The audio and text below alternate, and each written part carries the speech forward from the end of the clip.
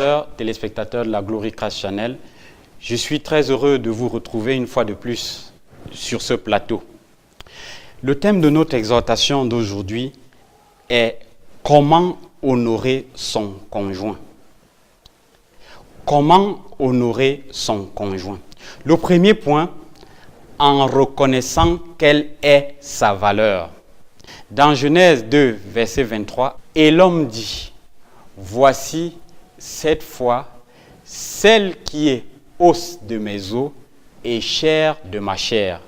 On l'appellera femme, parce qu'elle a été prise de l'homme. » Adam était heureux d'avoir quelqu'un de la même race que lui, mais il ne la connaissait pas encore en tant qu'épouse. En fait, il n'avait jamais vu de mariage, ni de robe de mariée. Il n'avait jamais invité d'amis à la maison, etc. Il n'avait jamais eu de relation sexuelle avec elle, apparemment. Car c'est seulement après avoir été écartés du jardin d'Éden qu'ils en eurent. Quand Dieu lui demanda de s'expliquer sur le fait qu'il était nu, il répondit. Genèse 3, verset 12. L'homme répondit, « La femme que tu as mise auprès de moi m'a donné de l'arbre et j'en ai mangé. » Pour le moment, Ève était pour lui sans nom. Elle était la femme que Dieu lui avait donnée pour être avec lui. Il ne connaissait pas encore la valeur d'Ève. Sans nom, elle était pour le moment une personne de la même race que lui, créée pour l'accompagner. Si nous ne savons pas bien définir une chose, nous ne saurons pas quelle est sa valeur. J'ai lu récemment un journal qui racontait comment un ferrailleur américain qui avait acheté une petite horloge en œuf de 8 cm en or sur un marché et qui désespérait de le revendre, a finalement découvert qu'il s'agissait d'un œuf Fabergé impérial, estimé à 36 millions de dollars. Vous pouvez regarder quelque chose et dire d'un ton dégoûté, « Ah, c'est quoi ce truc ?» sans savoir qu'elle a une grande valeur. Si vous ne savez pas caractériser et définir quelque chose, elle aura certainement peu de valeur pour vous. Quand je reconnais la valeur de quelque chose, je sais la définir. Je sais la caractériser. Je sais quel est son prix. Quel est le prix de votre femme, de votre mari? Pouvez-vous en parler et la décrire positivement? Deuxième point, en acceptant quelle est sa valeur, vous pouvez reconnaître la valeur de quelque chose. Mais ensuite, il faut accepter que cette chose vaut réellement son prix. Nous pouvons reconnaître la valeur du sacrifice de Christ sans pour autant accepter cette valeur. Beaucoup de gens reconnaissent que le sacrifice de Christ pour l'humanité a une énorme valeur, mais ils ne l'acceptent pas pour eux-mêmes. Ils refusent de l'accepter. Ma Bible dit dans Matthieu 13, versets 44 à 46, « Le royaume des cieux est encore semblable à un trésor caché dans un champ. L'homme qui l'a trouvé le cache et dans sa joie, il va vendre tout ce qu'il a et achète ce champ. » Verset 45, « Le royaume des cieux est encore semblable à un marchand qui cherche de belles perles. Certaines personnes peuvent reconnaître le prix de certains aliments, mais ne pas l'accepter. On peut reconnaître sa valeur, mais refuser sa valeur. » Troisième point, en acceptant quelle est notre valeur. Nous aurons du mal à reconnaître la valeur des gens autour de nous si nous ne savons pas reconnaître notre propre valeur. Nous aurons du mal à trouver un mari si nous nous trouvons nuls et sans valeur. Quatrième point, en lui révélant quelle est sa valeur. Il faut communiquer oralement, révéler, insuffler, enseigner. Lorsque je reconnais et que j'accepte la valeur de mon conjoint, mon rôle va être de lui communiquer cette connaissance. Dans Genèse 3, verset 20, Adam dit, Adam donna à sa femme le nom d'Ève, car elle a été la mère de tous les vivants. C'est vraiment étonnant, mais Adam va lui donner son nom juste après avoir chuté et après avoir reçu le jugement de Dieu.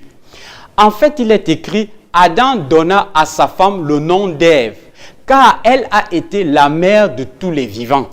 L'Éternel Dieu fit à Adam et à sa femme des habits de peau, et il les en revêtit. Adam a revêtu Ève d'un nom, et Dieu les a revêtus d'habits. Adam lui a donné le nom d'Ève, qui veut dire vie, vivant, c'est-à-dire celle qui donne la vie. C'est intéressant de remarquer que c'est seulement lorsqu'il la nomma qu'il eut une relation sexuelle avec elle et qu'ils commencèrent à avoir des enfants. Mais le nom de Ève porte quelque chose de plus. Le nom Ève, c'est Shava. Ce mot vient de Shava, qui veut dire révéler, déclarer. On retrouve ce mot et un mot similaire 19 fois dans la Bible. Par exemple, lorsque le roi Nebuchadnezzar voulait qu'on lui révèle quel était son songe et son explication, lorsque les amis de Job voulaient lui révéler leur grande révélation, c'est aussi ce mot qui est utilisé. Somme 19, verset 2 ou 3, « Le jour en instruit un autre jour, la nuit en donne, Shava, connaissance à une autre nuit. » Il y a le sens de « j'apporte avec moi une révélation pour celui qui vient après ».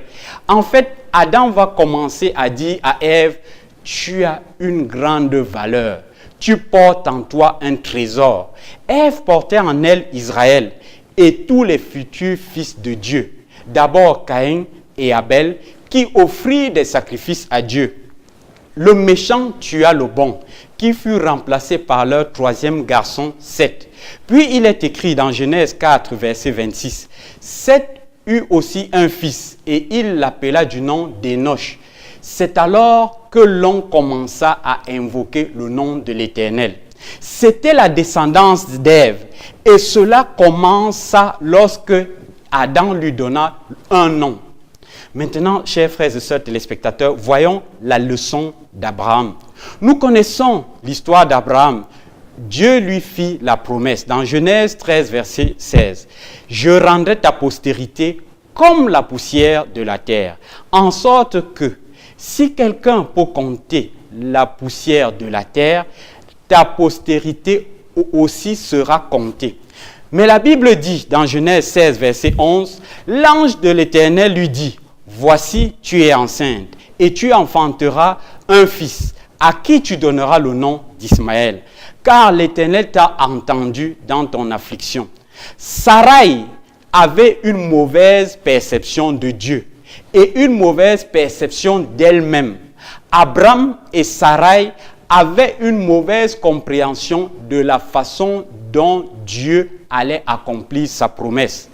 Abraham voulait que Éliséa soit son héritier. Abraham ne comprenait pas que le plan de Dieu pour sa vie était directement rattaché à la vie de Sarai. Plus que cela, il ne comprenait pas que c'était Sarai elle-même qui portait ce trésor. Genèse 17, versets 15 à 18. Dieu dit à Abraham, « Tu donneras plus à Sarai, ta femme, le nom de Sarai, mais son nom sera Sarah. Je la bénirai et je te donnerai d'elle un fils. Je la bénirai et elle deviendra des nations. Des rois de peuples sortiront d'elle. » Non seulement Abraham voulait qu'Élisée soit son héritier, mais il voulait qu'Ismaël le soit. Mais Dieu change le nom de Sarah. Il l'a fait passer du nom de princesse à princesse souveraine, ou encore princesse élevée, ou femme noble. Depuis le jour où Abraham s'était lié à Sarai, il n'avait jamais compris quel devait être le rôle de sa femme. Il avait pensé qu'il pouvait faire d'elle sa sœur, par exemple en Égypte, ou encore une femme de second ordre, après Agar, dont il pensait avoir le fils de la promesse, mais jamais sa partenaire pour remplir la vision divine. Alors Dieu a dû lui faire comprendre quelque chose de nouveau. Et Abraham a mis des années à le comprendre. Il a alors ordonné à Abraham de changer le nom de sa femme et de l'appeler différemment. Dieu a révélé à Abraham la valeur de Sarai. En fait, Dieu a dit en quelque sorte, change ta vision de ta femme. Ce n'est pas un second choix. Ce n'est pas juste un compagnon de route. Et celle qui s'occupe de la maison et de tes besoins personnels. Mais c'est ta partenaire de vision. Tu es uni à elle et c'est avec elle, ta femme, que tu devras accomplir la vision divine que tu as reçue il y a 24 ans. Il avait alors 75 ans et là 99 ans. Dieu dit dans Genèse 17, verset 16, « Je la bénirai et je te donnerai d'elle un fils. Je la bénirai et elle deviendra des nations. Des rois de peuples sortiront d'elle. » En fait, Dieu voulait lui dire, ta femme est une reine. Ta femme est une reine. Si Abraham avait compris quelle était la valeur de sa femme, il ne l'aurait jamais considérée comme il l'avait fait auparavant.